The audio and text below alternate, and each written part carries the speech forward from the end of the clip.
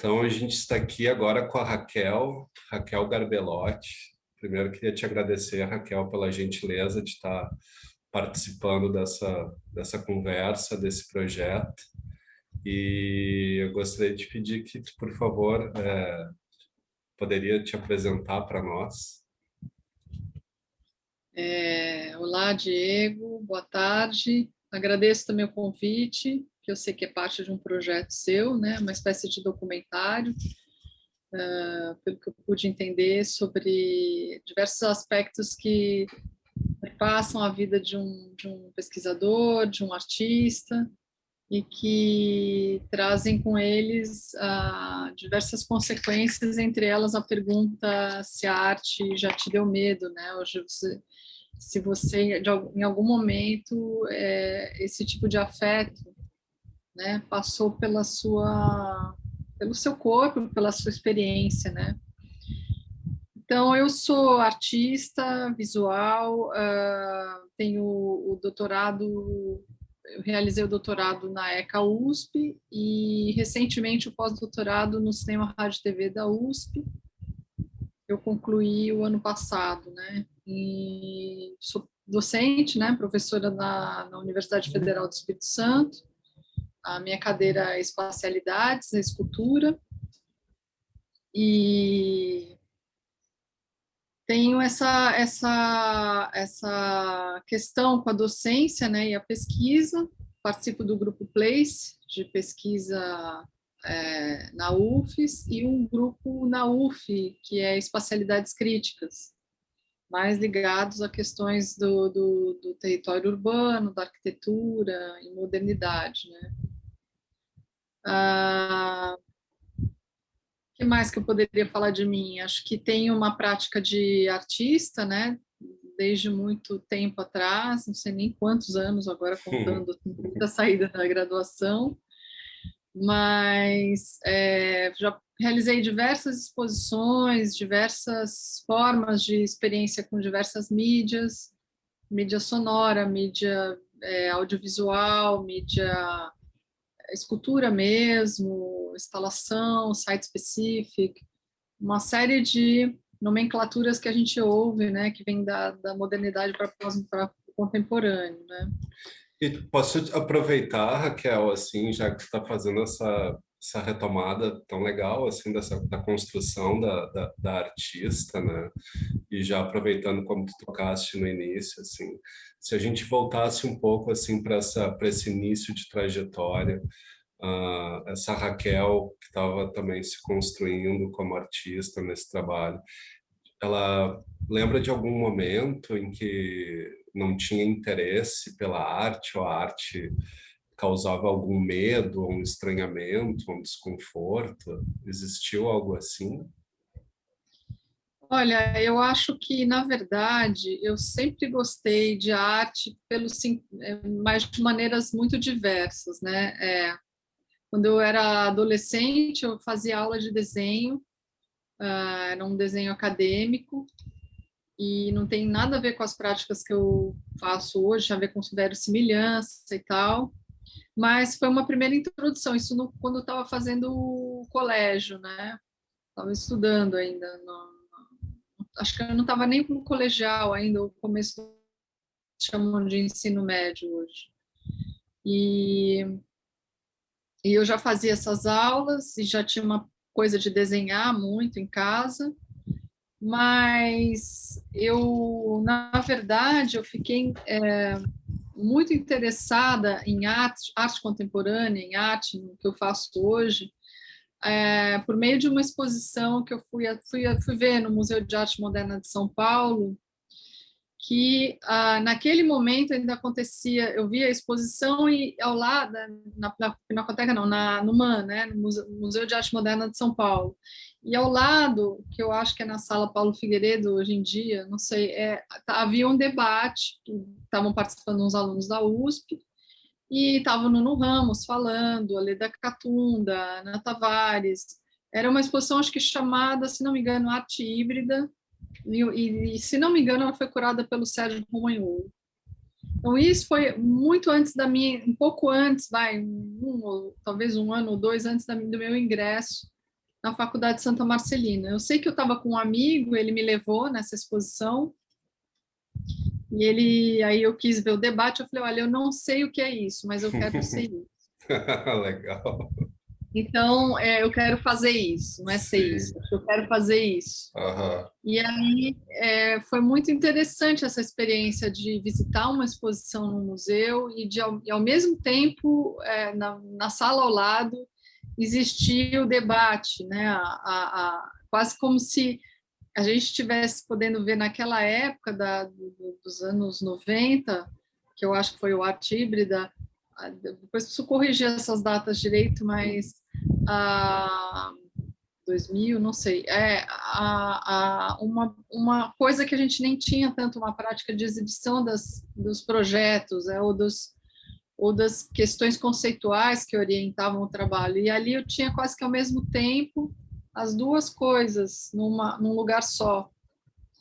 Então, acho que isso eu acho que aquilo mexeu comigo, de ver que por trás daqueles trabalhos existia uma construção crítica, conceitual, de pesquisa, e isso eu achei muito interessante. E essa exposição foi a exposição que me fez ir atrás da Faculdade de Arte. E entrando lá daí já, né? Então teve sei lá, né? Despertando essa curiosidade, esse diálogo, essa provocação, né? Como é que se dá como é que a gente poderia pensar nesse teu desenvolvimento, digamos assim, da tua poética, das tuas poéticas, assim, naquele momento, né? Olha, Diego, eu tive a sorte de ter aula com muitos artistas de um movimento assim mais paulista, né, ligado à geração 80. Eu tive um pouco de aula eu tive um pouco, não, eu tive muitas aulas, bastante coisa de pintura com o Paulo Pasta, eu tive aula daí, nem a geração 80 é antes, é o Guto Lacaz, foi meu professor. Eu tive aula com Ana Maria Tavares, com Arthur Lescher, uma série de pessoas, assim, a Estela Teixeira de Barros, que dava ela dava história da arte no Brasil, e ela é uma curadora, uma teórica super interessante, super importante, que já fez Bienal e tal. E aí, por fim, eu acho que foram pessoas que eu fui conhecendo e fui me interessando mais pelo campo do contemporâneo mesmo, que até então eu ainda eu achava que eu ia pintar, eu ia fazer Uhum. pintura, eu não sabia o que ia ser meu processo, né?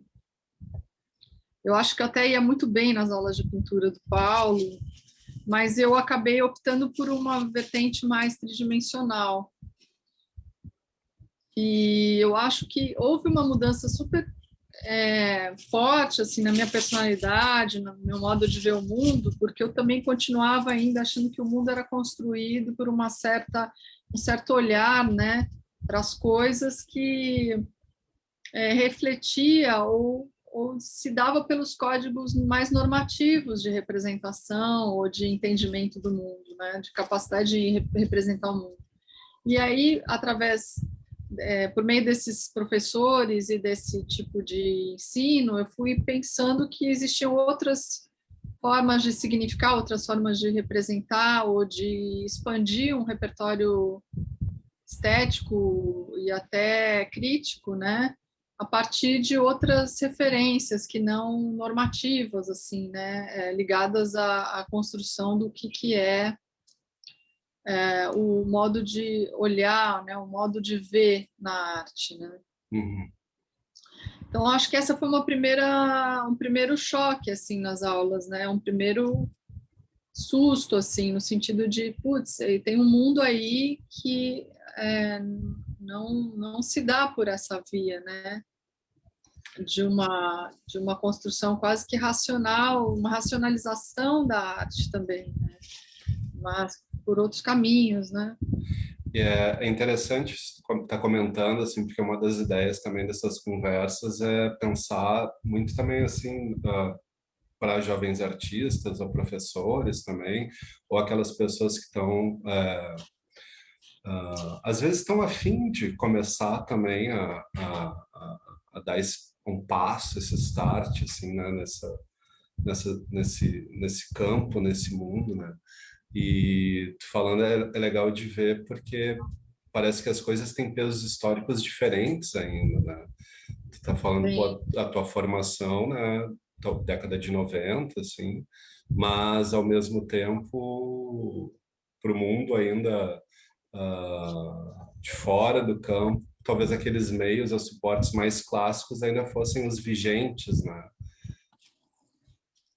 Essa pintura, Eu acho que até hoje a gente ainda pintura. tem essa. Foi preciso a faculdade, assim, a universidade para me abrir para outros caminhos, né, que não sejam essas estruturas rígidas do que é a arte, como a arte deve ser vista, e como ela se qualifica, né, Uhum. para eu começar. E assim, eu acho que muita gente desiste no meio do caminho. Assim. Existe um lugar meio assim também, né, é possível da desistência porque você não concorda com aquilo, é um tipo de pensamento que não te provoca o suficiente, mas para mim foi o contrário, foi um caminho natural assim de eu querer buscar mais, saber mais, como é que eu construo uma poética minha, então, com as minhas questões, através daquelas de tantos ensinamentos, de tantas provocações, né, por esses artistas, né? E esse processo, assim, né? Então, a gente tá vindo com essa bagagem de fora, te confronta com novos, né? Esses novos elementos que te despertam muito interesse. E como é que vai se dando? Será que é possível fazer uma espécie de uma tentativa de cronologia, assim, desse desenvolvimento, dessa poética, É, dessas, tu vai, eu, como tu falou antes, tu vai migrando de certa forma para questões da espacialidade. eu acho que teve um caminho assim interessante que um ano antes do período de formação na Faculdade de Santa Marcelina, eles faziam um trabalho de graduação, como é na UFES também, né? E nesse período eu escolhi a Louise Weiss, que é uma gravadora, é uma artista muito interessante, professora da Unicamp hoje em dia, para ser a minha orientadora. E eu tinha uma pesquisa, eu comecei a desenvolver uma pesquisa, eu acho também muito encantada com as aulas do Guto Lacase e tal, que tinha uma espécie de construção mínima, né, de trabalhar com objetos mínimos e criando, eu empilhando objetos, né, objetos que eles eram cadeiras miniaturizadas, eram bancos, eram mobiliários, né, Uhum. e eu comecei a fazer uma série de objetos, assim, totens, bem delicados e finos que tinham que se equilibrar, eles eram montados, mas eles viravam uns empilhamentos, assim. Um trabalho até que eu chamei de transfigurações, porque tem essa ideia de transfigurar uma coisa em outra, né? Ele vira uma outra imagem ali. Mas era um exercício meio de equilíbrio tinha a ver com a ideia de escultura, mas também do objeto, né? De como o objeto espacialmente ele pode tanto reduzir uma escala ou como você pode pensar na não funcionalidade, na remissão dela. Mas eu já tinha essa questão de trabalhar logo nesse período. Acho que o Guto trouxe algumas coisas relativas à maquete, à escala, a projeto. E aí o trabalho ele foi se desenvolvendo. Eu fiz essa série e dessa série eu fiz a minha monografia de transfigurações e ali eu formei. Imediatamente, acho que no mesmo ano ou no ano seguinte, eu participei daquele programa do Centro Cultural São Paulo de exposições, que é um edital que você manda e o meu trabalho passou e esse trabalho de graduação entrou nessa exposição. Uhum. E que era até uma exposição interessante, porque ela tinha um júri que já eram curadores, assim, que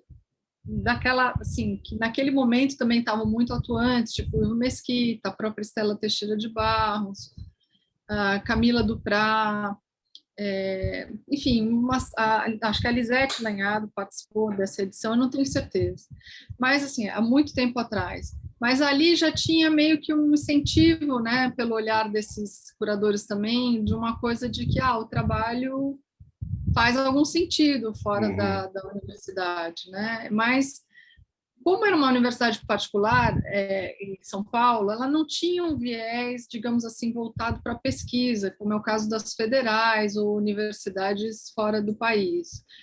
Ela tinha, algumas também fora do país têm um incentivo ao ateliê, né? Você tem escolas totalmente voltadas para ateliê. Era o caso da Santa Marcelina. Você não tinha ainda ali, depois teve a criação do mestrado, que eu acho que talvez tenha mudado um pouco as características, mas quando eu estudei era muito voltada, você tinha ateliês grandes, você podia usar os ateliês e tal, e você tinha um incentivo a práticas mais construtivas mesmo, assim, né? E menos da pesquisa no sentido da teoria, digamos assim. Eu não me lembro de ter amigos fazendo TG em teoria. Teoria. Não me lembro. E era uma faculdade de música, artes e moda, então você tinha uma grande profusão ali de invenções, de coisas acontecendo, eram desfiles, Mas é interessante também, né?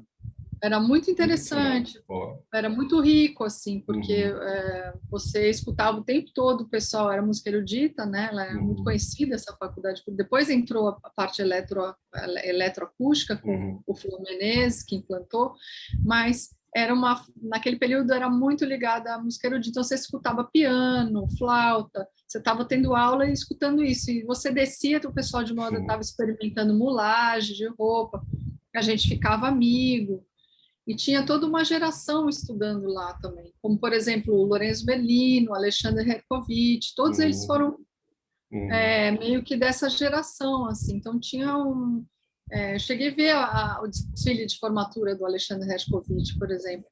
Hoje ele é um cara que está menos ligado à moda, sinto eu, assim, eu acho que ele está muito mais empresariando a moda, não sei, do que... Mas era um cara muito criativo, você tinha pessoas muito criativas lá, de áreas diversas, e isso era um ambiente muito interessante de troca também. Mas, como eu volto a dizer, eu via muito menos um incentivo nesse período à ideia de pesquisa, sobretudo por ser, acho que, uma faculdade particular, que tem esse viés formador para o mercado, do que eu fui aprender depois no mestrado e no doutorado, mestrado na Unesp, e no doutorado na USP, de que a pesquisa... Então, eu não tinha feito iniciação científica, eu não tinha feito nenhum projeto de pesquisa parecido com o que a gente faz nas federais.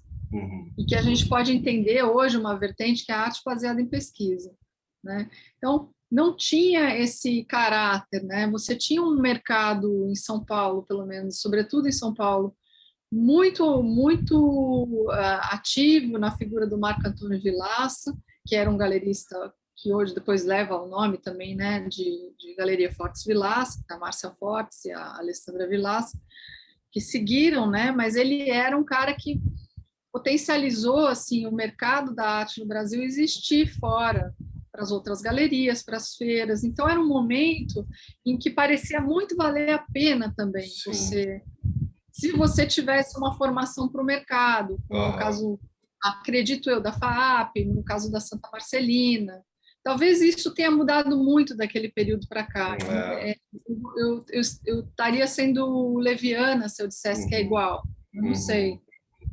Você tem uma proliferação de faculdades e de cursos também independentes, né? A gente sabe que o artista também não tem necessariamente que fazer um caminho acadêmico. Sim. Mas, nesse momento, eu não tinha, até o mestrado eu não tive, Raquel, talvez uma falta de interesse meu também, de ir atrás, em buscar essa questão da pesquisa teórica. Isso foi começar a acontecer quando eu senti falta, eu falei, puxa, mas tem tanta coisa que eu penso a partir desses objetos que eu construo, que eu poderia, para além de fazer parte de uma galeria que eu fazia na época, eu estava com o galerista Thomas Kohn, em São Paulo, tinha feito uma grande exposição lá individual, chamada Casas Caixa, e uma exposição assim que foi muito emblemática para mim, assim. Eu acho que eu já, nas pesquisas, né, eu acho que eu já vi umas imagens, assim, eu não tive a oportunidade de ver o trabalho, né, em loco, assim, mas tu poderia, aproveitando, já que a gente está aqui, falar um pouquinho sobre esse trabalho também. Eu acho que é um trabalho que eu ainda tenho. Eu tenho que muita coisa eu tenho em fotografia, papel, e eu preciso digitalizar e colocar no meu site de direito, assim, fazer um memorial assim mais bem organizado. Mas foi uma exposição bem relevante para mim, acho que também para um grupo com o qual eu me dava, assim, uns amigos, uma espécie de geração que estava ali, assim como várias exposições deles foram importantes para a minha formação, né? Mas, de todo modo, você estava perguntando mais sobre como entra essa coisa da pesquisa. Como é que vai mudando, né? Porque assim, eu tenho uns pontos aqui que né, tem um monte de coisa. Tô tentando ordenar para não te soterrar aí. Não, e às vezes eu Mas, posso falar muito também, você não, vai me dando um tom também. então, né, a gente está nesse desenvolvimento, digamos, quase de uma bidimensionalidade, indo para uma tridimensionalidade, para uma espacialidade, né? E agora Sim. tu chega comentando assim essa parte da tua trajetória, onde começa a entrar a pesquisa também, né? E como é que tu sente que a pesquisa começou a reverberar na tua produção, assim? Começou, não tenho dúvidas, assim. Eu acho que a minha pesquisa, ela começa a mudar o trabalho, ela, ela começa a interferir, né, no meu modo de pensar o trabalho de arte. A partir do mestrado, eu estava nesse período, eu fiz várias exposições também muito legais, o Prêmio Macunaíma, no Rio, eu fiz várias coisas, assim. Eu acho que nesse período, eu transicionei também, acho que para uma galeria Casa Triângulo, que é uma outra galeria em São Paulo. Mas, assim, foi um período de teve um período de produção, mas um período também. Aí foi meu mestrado chamado de Invisíveis, que ele tinha a ver com um projeto que eu tinha feito no Paço das Artes, que falava da luz e do objeto. E dali eu fui estudar questões que eram ligadas mais à metafísica, a esse universo kantiano dos númenos e fenômenos, né, que tem a ver com as coisas conhecidas e as coisas pensadas, e como essa imagem ela pode gerar uma projeção, né, uma ideia de projeção que ela é construída, ela não é só pensada. Tinha umas relações matemáticas com o Sim. hipercubo. Na época eu entrevistei a Regina Silveira, tive com ela, até hoje é uma pessoa muito querida, muito muito importante para mim. Mas tinha ela viu a exposição, tinha um pouco essa, digamos assim, essa vertente também de olhar para agora também começar a olhar para artistas como Júlio Plaza, Regina Silveira. Eu sei que é paulistocêntrico esse Não, universo todo, mas é mas onde eu vivi. é a tua história, ué. Né? Mas esses trabalhos, assim, para quem está nos ouvindo, assim, como é que a pessoa pode tentar fazer quase um juízo sintético a priori, assim, sobre, Pois sobre eu como é que acho que eram, né? Como é que... fisicamente, né? Uhum. Então eu comecei a partir desse desenvolvimento desses quase imobiliários, né, que eu comecei a Aham. fazer. Eles eram uma espécie de vitrines lacradas em todas as faces, com prateleiras.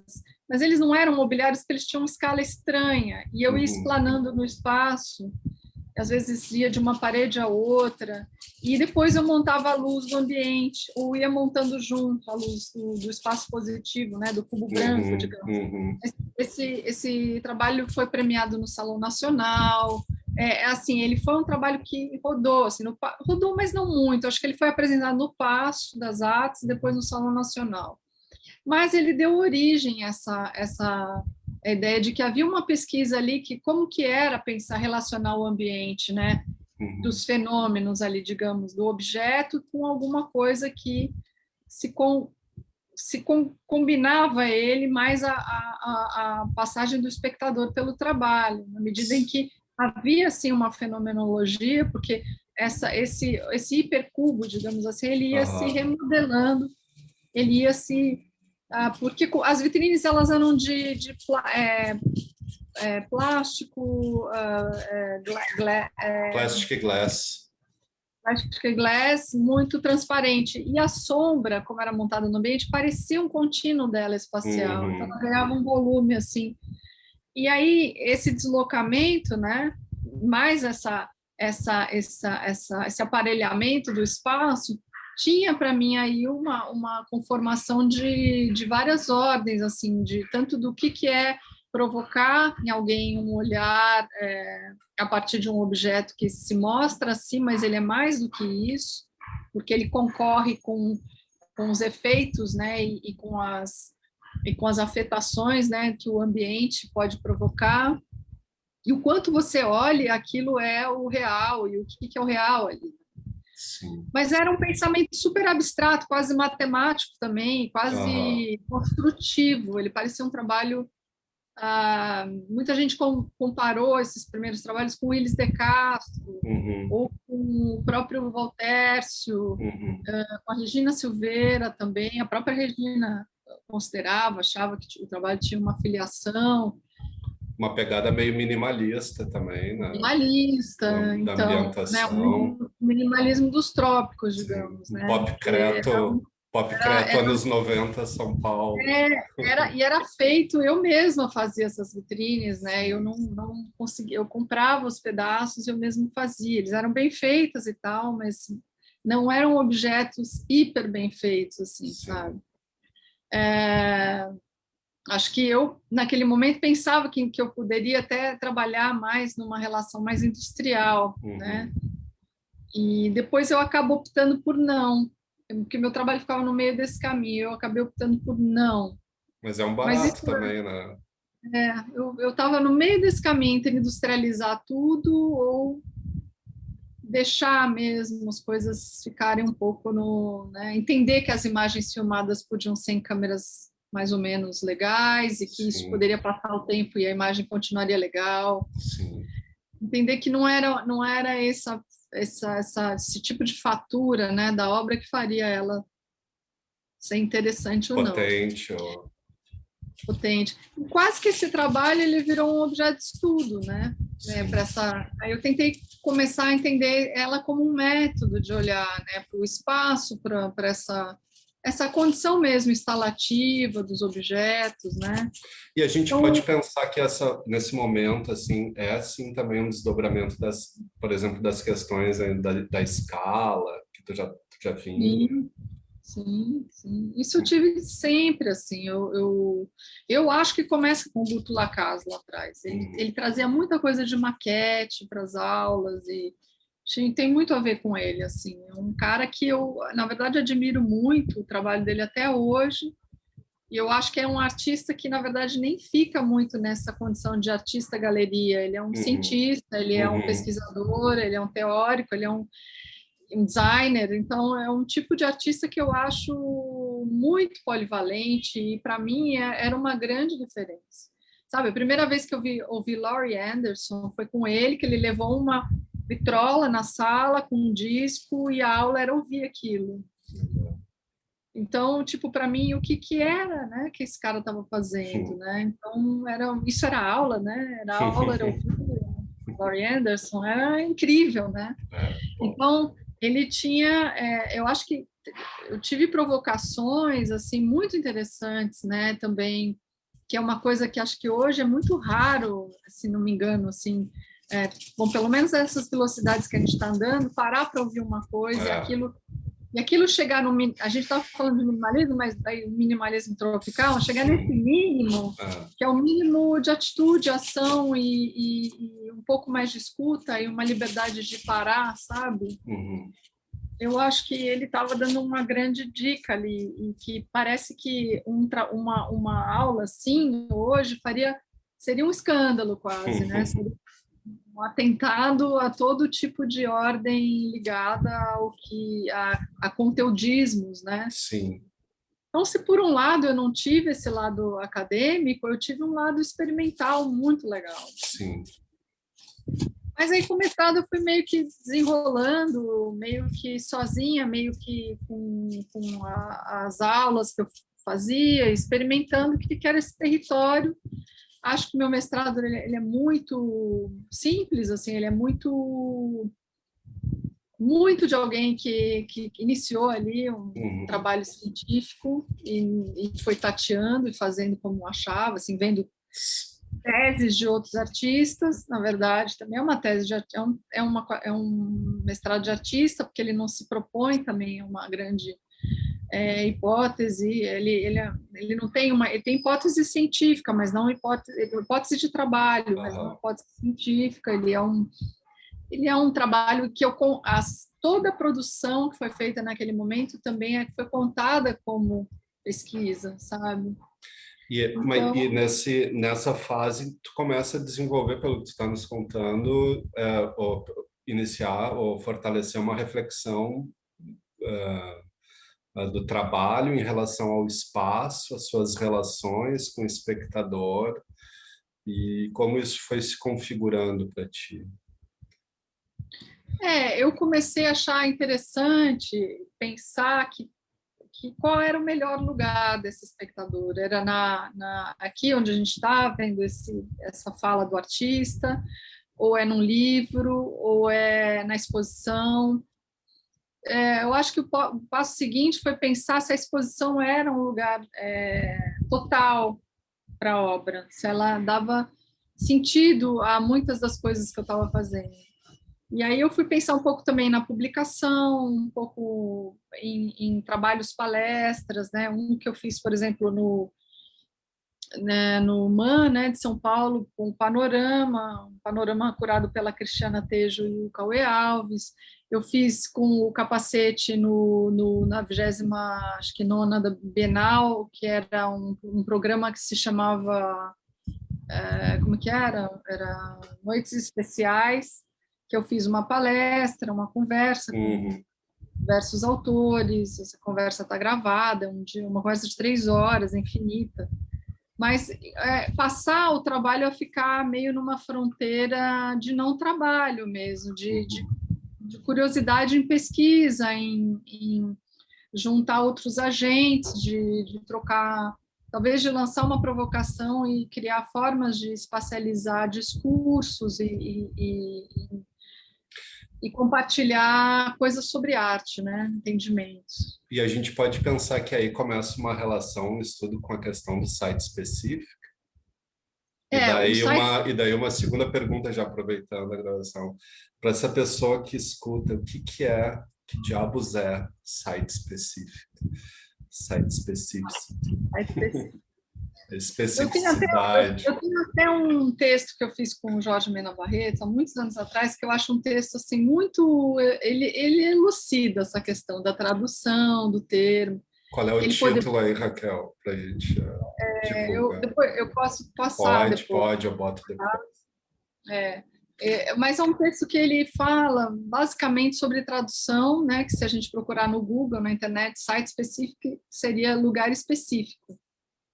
E o que quer dizer lugar específico? Você acha um monte de coisa na internet que não tem nada a ver com arte.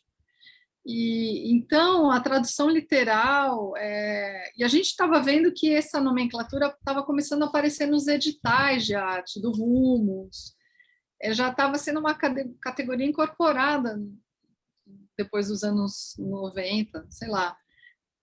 Porque o site específico é essa ideia de um trabalho que ele é executado in situ, né, em loco, para um determinado local, feito para esse determinado local, e o local de difusão e ação e produção dele é coincidente, ele está nesse lugar. Só que isso, assim, isso é uma premissa que vem dos minimalistas, que vem... Nesse texto meu com o Jorge, a gente vai deslocar isso para uma espécie de tradução, dizendo que essa noção de site específico físico, ele já não combinava no Brasil com os minimalistas, porque a gente tinha o Cildo Meirelles, o Arthur Barrio, a gente teve uma exposição chamada Do Corpo à Terra, do Frederico de Moraes, em que os trabalhos site-specific, que ele chama de site-specific, eram trabalhos que foram, na sua maioria, destruídos, ou eram ações que falavam da ditadura. Então, a especificidade de localização, ou seja, o lugar de onde eles estavam partindo como território para a ação, era o discurso. Era um discurso que falava, né, o bairro fez as trouxas ensanguentadas dele, no Ribeirão das Arrudas, e aí a polícia chegou para ver o que era, porque poderiam ser corpos. Teve também a provocação do Cildo Meirelles, que queima galinhas vivas, que retoma, talvez, ações que tenham a ver com cantaria, né, com processos mágicos, mas também com processos de aniquilação, corpos da vida, e de presos políticos, de queima de arquivo, né? Então você tinha ali uma série de ações no Corpo à Terra que aconteciam coincidentemente no mesmo período que acontecia nos Estados Unidos, o minimalismo do Morrison, do Robert Smithson e por aí vai, com uma outra pegada, muito mais voltada para um contexto histórico-político. E eles estavam, de alguma maneira, num contexto histórico-político que falava mais de uma relação desse artista com a conquista do território e novas conquistas de território, um lugar desse artista que não era mais da genialidade daquele que põe a mão, e também de uma relação, algumas relações políticas, sim, a gente vai ter trabalhos como o Monumento ao Passac, do Robert Smithson, aqueles trabalhos em que ele derrubou o asfalto naquelas erosões causadas por mineração, mas os trabalhos mais heróicos que a gente conhece, eles são provocações, digamos assim, ao campo da arte, e podem até ser provocações ao campo da ecologia, da cultura, num sentido mais transgressor, assim, político, digamos, mas eu acho que a gente já parte de um lugar de efemeridade e de precariedade e de aniquilação. Quase assim, a arte latino-americana nem se ouvia falar nesse período. Então, a gente estava inventando um jeito da gente pensar especificidade de relação. Então, esse texto fala disso. É muito interessante pensar em que a gente já nasce site-specificity. O site-specificity, ele adjetiva o site-specific. É um modo de atuar site-specific que a gente já tinha.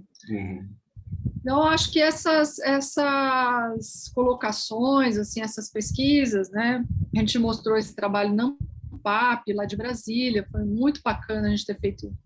Daí deu origem ao todo o trabalho dele também, já tinha muito da pesquisa dele, claro, envolvida ali no texto, sobre tradução, mas acho que a gente vinha trabalhando desde o doutorado juntos, assim, traduzindo, lendo textos juntos, conversando, era um grupo que estava a Lígia Nobre, a Tatiana Ferraz, e hoje a Lígia, ela é do grupo inteiro, a Tatiana Ferraz é professora da Federal de Uberlândia. Então, pessoas que estão...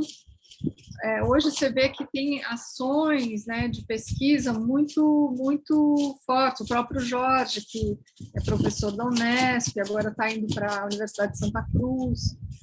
Então, a gente já tinha ali no doutorado um grupo de pesquisa nosso, né? E depois do mestrado, eu pulei isso e eu vim para a UFES, eu vim para cá com o mestrado só. Fiquei aqui 2 anos, ou 3, se não me engano, cumprindo o período probatório, fazendo daí, sim, montei o grupo de pesquisa com a Gisele, o Rogério Câmara, o Place, e aí a gente começa vários trabalhos de iniciação científica, encontros, e aí acho que a gente pode pensar que é um momento que eu entendo também como que é você dirigir, você, de alguma maneira, orientar a tese, orientar... Então, aí, eu fui fazendo um aprendizado também disso, que eu não tive na faculdade, digamos, no mestrado. Em seguida, eu saí para o doutorado, né? Depois de 3 anos, fui fazer o doutorado na USP, com a Ana Maria Tavares, e sobre o meu trabalho também, e relativo à questão do site específico também, né? Mas muito ligada a esses trabalhos que eu já vinha desenvolvendo, que traziam essa condição de uma especificidade de relação do discurso também, voltada para o discurso, voltada para uma pesquisa. E como é que, né, também, né, existem também outros desdobramentos, né? A questão da arquitetura acaba entrando, né? Tem a questão do cinema. Isso a gente pode pensar até numa espécie de grande site relacional da tua poética, não? Fechar a janela aqui. Vai lá. Eu acho que eu tive um site relacional. Eu acho que sim, né? Esse lugar que Vai conectando conectando, que é um atrator oculto de tantas outras práticas, né? Eu acho assim que a primeira vez que eu pensei essa história do site específico ligado ao vídeo, né, à imagem, e aí ao deslocamento desse lugar para o discurso, foi na 25ª Bienal, quando fui chamada para fazer no Núcleo Cidades um trabalho que trouxesse alguma ótica de representação da cidade de São Paulo. Esse era o tema que o Aguinaldo Farias e era curado pelo Aguinaldo, essa sessão Cidade de São Paulo. E eu fiquei pensando, como seria uma ótica de representação, né? Como seria falar desde a experiência da cidade de São Paulo. E eu resolvi fazer um trabalho no eixo Rio-São Paulo, documentando umas estações de trem abandonadas, em que do lado delas passa a Presidente Dutra. Então, você tem esse eixo das estações inglesas, né? Elas têm uma tipologia inglesa, estão abandonadas, porque tinham a ver com a Central do Brasil, ali, com aquele momento até anterior à construção da Central do Brasil, e a rodovia depois. Estão criando várias malhas, né? De circulação de automóvel, de trem, o trem só para carga hoje em dia. Então, eu convidei um excelente fotógrafo, amigo, pesquisador, que dá aula na Federal do Pará, Belém, Orlando Maneschi, e ele documentou para mim essas imagens. A gente foi fazendo imagens paradas, quase fotográficas, em que o ambiente, o que circunda, promete um acontecimento, e às vezes é só uma relação de espera, né? Do tempo, né, de uma temporalidade e iminência ali. Mas e aí esse trabalho eu desloquei para o pavilhão, porque eu pensei várias coisas. Eu pensava, será que eu tenho que tirar molde desses lugares? Será que eu tenho que desmontar essa casa e levar para lá no monumento, já que ela está abandonada? Será que eu conseguiria fazer essa negociação? E não, aí eu achei que o vídeo era, obviamente, traria esse discurso sobre o desenvolvimentismo, sobre essa face oblívia, né, do oblívio, do esquecimento, digamos assim, das fachadas, né, que a gente tem, né, e que a gente está sempre fadado a isso, porque o organismo arquitetônico mesmo, ele se desfuncionaliza muito facilmente, tudo muito precário, né. Então, eu acho que o trabalho ele cumpriu o seu desejo, né, o desejo que eu tinha acho que é um trabalho que eu sou muito orgulhosa dele, gosto muito dele. Ele tem uma parte sonora muito potente também, que tem a ver com a ferrovia, a rodovia, e, enfim, e ele foi espacializado como uma instalação de vídeo. Numa Bienal, em que foi a Bienal que mais vídeo arte a gente teve. A gente tinha, por sorte, eu fiquei no segundo andar, que era esse núcleo Cidade de São Paulo. No de baixo eram todas as videoinstalações possíveis do mundo inteiro, da África, da China. Era uma Bienal de videoinstalações, porque era o boom das videoinstalações. E eu fiz isso meio numa uma produção mais ingênua. Eu não estava conectada ainda com essa mídia, ou achando que essa era a mídia que eu trabalharia. Você já tinha ali, inclusive, cineastas mostrando trabalhos. Então, você já tinha alguns trabalhos ali que eles já tinham essa mídia como um fim, ou não como um fim, mas como parte de um processo. E no meu caso, não, foi uma primeira experiência. E dali eu fui começando a documentar coisas, fiz um trabalho sobre vegetação, sucessão vegetal, um slideshow e fotografias, e um livro que fala disso, do Site Specific. Enfim, vários trabalhos foram decorrendo dessa questão do problema da imagem, assim, né? E tentando lembrar aqui, aí o momento que eu fiquei aqui antes da saída para o doutorado, eu desenvolvi uma pesquisa sobre os pomeranos, né? Na verdade, o que me interessava era porque eu tinha alunas pomeranas e chamei para o projeto de iniciação científica. E aí montei uma pesquisa toda ligada a essa noção de arte baseada em comunidade, né? Essa ideia de uma comunidade imaginada, porque o que a gente pensa da comunidade, ou o que a comunidade é, ou o que ela se pensa que é muito complexo.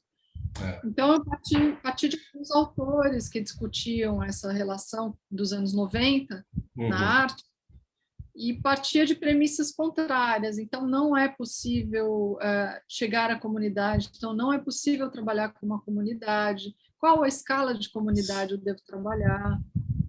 Que relação, que distância eu devo ter, né, essa noção antropológica da distância? Sim, quase uma epistemologia, assim, literalmente. Aí eu fui trabalhando, a distância que a gente criou foi a distância até não ser visto, buscando a tipologia, como se a gente estivesse buscando uma tipologia pura de uma casa pomerana, o que é uma casa pomerana. E as pomeranas, as meninas pomeranas, elas iam me dizendo se a casa era, se ela podia ser e por que ela era, se ela era porque ela era. E isso viraram imagens fotográficas legendadas, como se fosse a voz delas mudas, né? As vozes mudas falando, traduzindo a imagem em texto. Essa casa é pomerana, porque tem uma árvore que é um pinheiro, e esse pinheiro está cortado. Na tradição pomerana, quando o pinheiro é cortado é porque alguém da casa está doente, pode morrer. Então, vários textos que vão tentando decupar narrativas, vão trazendo à tona narrativas em que a imagem ela é apenas um layer, né? E essa noção de verdade e ficção ali, ela obviamente que tem uma edição que é minha, da própria fala delas, por mais verossímil que eu tenha tentado ser, né? Sempre tem. Sempre é uma edição. Mas, de todo modo, tinha um lugar borrado mesmo entre a ficção e o real, porque tinham coisas tão mágicas que eram faladas ali, e às vezes, tão pueris, assim, essa é a beleza do trabalho, que não fazia nem sentido tentar pesquisar. Parecia que não era uma pesquisa séria, não era eram dados jogados, assim, mas na verdade eles tinham uma espécie de compromisso com a verdade delas, ou com o que elas diriam que, para mim, o que era uma coisa. Então, essa era a minha escala de comunidade, eu reduzi para 2 pessoas, 2 mulheres. Sim. E ali ainda tem, né, realmente essa questão quase que de sobreposições de camadas, né, que na verdade só se sobrepõem, né, porque também não só no caso por exemplo, especificamente da comunidade pomerana, né, que tem toda uma história também, né, que às vezes só tem quase que tem quase essas comunidades satélites assim que ficaram e viraram no fim as comunidades pomeranas, né, mas dos objetos mesmo, né, desse atravessamento que todos têm, né, e essa falsa solidez que as coisas. Exatamente, que a ideia de comunidade também constrói, né? Como se houvesse uma identidade já determinada, né? E antropologicamente fácil de ser mapeada, né? Não, é muito interessante, porque dá para, na verdade, também espalhar para basicamente tudo, né? Dá Sempre. para pensar muita coisa. É. É uma aposta, assim, também nessas pesquisas dos anos 90 para cá, que tem um cunho antropológico. Elas estão... É a virada antropológica, né, que se Uhum. fala, né?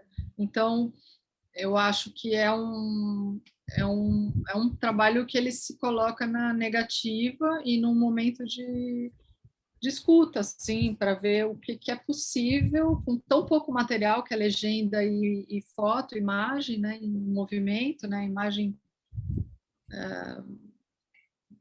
colocada como movimento, né, como cinema, e usando duas possibilidades que são as mais básicas do cinema, que é a imagem e a legenda, né? Uhum. Seria a voz ou a voz off ou a tradução também, a ideia de Sim. tradução aí, porque É. a legenda, quando eu expus esse trabalho no Canadá, na Work, ele foi traduzido todo para o inglês, então aí já era outra tradução. E quando ele estava no Brasil, ele estava em português. E tem um outro que é uma peça sonora, que são as duas meninas numa tela escura, só voz off, falando anel, anel, você tem que migrar de uma mão para outra. Elas fazem um jogo de passa-anel, como é feito. O anel é passado por um barbante, é diferente o jogo, Uhum. Uhum. brincadeira. Você tem que migrar de uma mão para outra sem ser vista. Então, isso foi traduzido do pomerano, que era a língua que elas falavam, para o português e depois do pomerano para o inglês. Então, esses processos tradutórios também e de sonoros, né, que estavam Sim. em jogo ali. É. Então, esses dois E, trabalhos... não, e a Pode tradução falar. tem sempre um negócio muito legal que, ao mesmo tempo que se perde, geralmente também se ganham coisas novas, né? No processo de tradução, que a gente sempre tende a pensar, nossa, se perde coisa, né? Mas se ganha também novas, né? Geram. Eu acho que também a arte também orbita totalmente meio pelo campo das traduções, né? Dos Eu acho que sentidos, das é um grande percepções, campo. das recepções, das digestões, né? Totalmente, Diego, totalmente. E aproveitando assim que a gente já está chegando, infelizmente, no final do nosso bate-papo, né? Para esses nossos, para essa audiência que talvez nos veja, né? Ah, como é que tu imagina, sugere para essa pessoa assim chegou num espaço expositivo? Existe alguma sugestão, alguma tipo, É, eu, fique aberto, dialogue? eu espero que a gente chegue no espaço positivo ainda. É, né? Eu não sei, às vezes eu duvido que esse espaço vá acontecer assim, de fato. Mas eu acho que o que pode ser muito interessante quando você olha um trabalho é ir atrás de quem é o artista e Sim. de que é aquela pesquisa. Porque eu acho que o trabalho que está ali é quase uma isca, uma chave para para alavancar outras coisas. Não está fechado em Óbvio, si. é óbvio que é interessante ter uma experiência com o trabalho, mas é muito legal se você puder ampliar esses dados dali Uhum. por outros caminhos. E hoje eu acho que a gente tem uma experiência muito perversa ao mesmo tempo que também a gente pode também tentar tirar algum proveito dessa coisa de poder pesquisar muito pela Internet. internet, mas também a gente tem que tomar cuidado para o trabalho não ficar só fadado àquela questão virtual ou só, a Uhum. não ser que o trabalho se proponha a isso mesmo. Sim. Mas eu acho que não dá, eu acho que não é que não dá, eu acho que dá. Tem trabalhos que procuram uma totalidade na experiência participativa ou do espaço. Mas eu acho que sempre é interessante buscar essas informações. Se o trabalho te toca de alguma maneira, eu Uhum. nunca me esqueço de um trabalho do Elliot Sica, né, O Mergulho para o Corpo. Uhum. Eu ter saído abalada de uma exposição vendo esse trabalho, ou de um bicho da Ligia Clark e Uhum. ficar abalada com aquilo, ou de um trabalho da Rebecca Horn, sabe? e sair abalada e falar, puxa, mas como isso? Como é que essa mulher fez isso, né? Do que ela está pensando, né? Essas garras na parede, que tipo de bicho ser ela está apostando, Uhum. né? Ou se inspirando, o que que ela quer, no que ela quer se transformar e que corpo é esse também do Hélio de Sica que está propondo um mergulho? Que bicho é esse que a gente tem que remodelar, reconstruir, repensar e propor?